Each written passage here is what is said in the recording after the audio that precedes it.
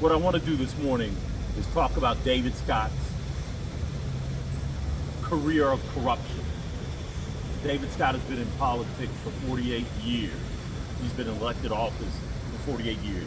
And during those 48 years, I dare say he has assembled a record of corruption unparalleled in Georgia politics.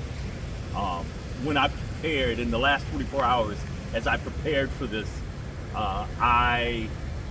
it was difficult because I had to pick the things that are most reflective of that corruption.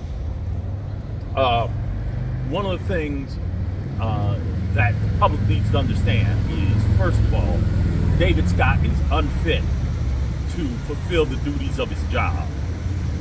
It is widely discussed in Washington, it's widely discussed in his district that his physical and mental capabilities are in serious decline. And I'm not here to talk about David Scott's infirmities, his illnesses, or his age. I'm here to talk about David Scott, the age of his ideas. David Scott is not able to be in his district. He has not been seen in his district for years. This is pre-pandemic. He's on physical and mental decline, as I said, just like Senator Feinstein in California. He ought not to be running, but he is running. And it's a disservice to the constituents that he's supposed to be serving in the 13th district. And that's been well documented. Even Democrats, even colleagues, even friends of his have documented the fact that he's not up to the job.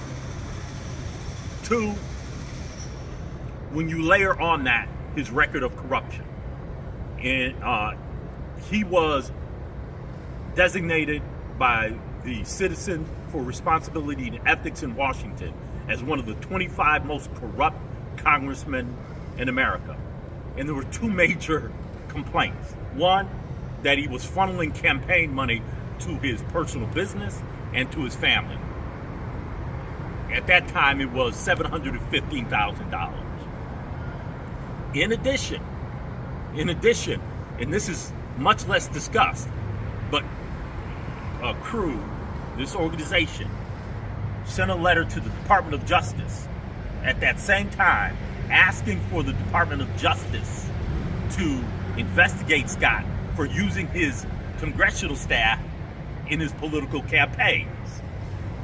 That has not gotten as much attention as the other stuff, but I cannot find any record of any investigation by DOJ. Now, some folks say, well, that was a while ago. Well, it may have been, but it is corrupt.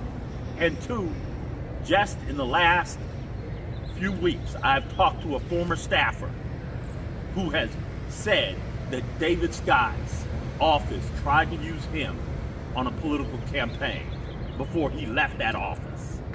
So this is not something of a bygone day. This is how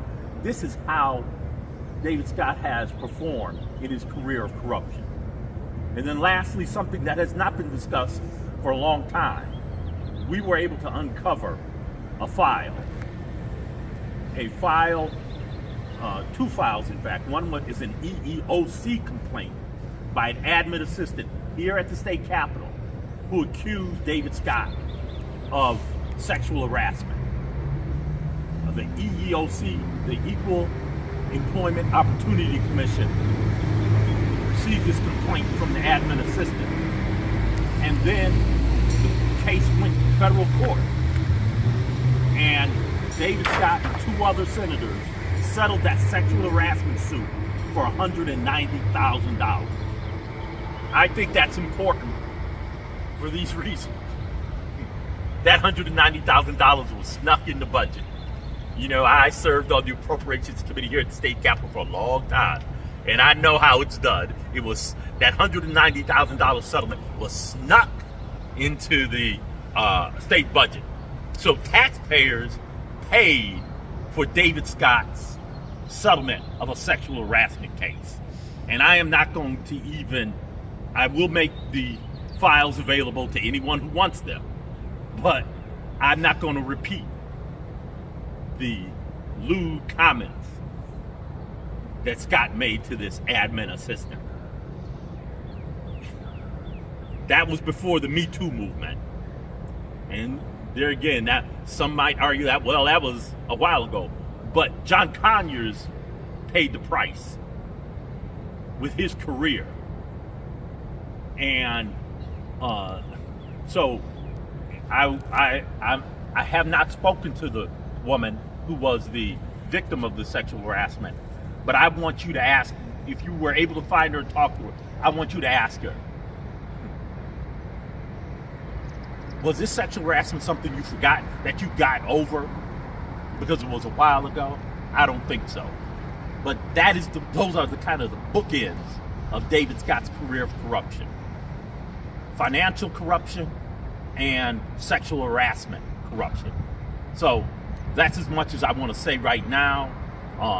All of the documentation that I have on the sexual harassment suit, I will make available. The former staffer reached out to me, as a matter of fact, and then, and I understand he got a little bit cold feet. He didn't want to come forward, and I understand that. But that's as much as I want to say. I'll take any and all questions from you. Senator, why come out with this now, right before the primary?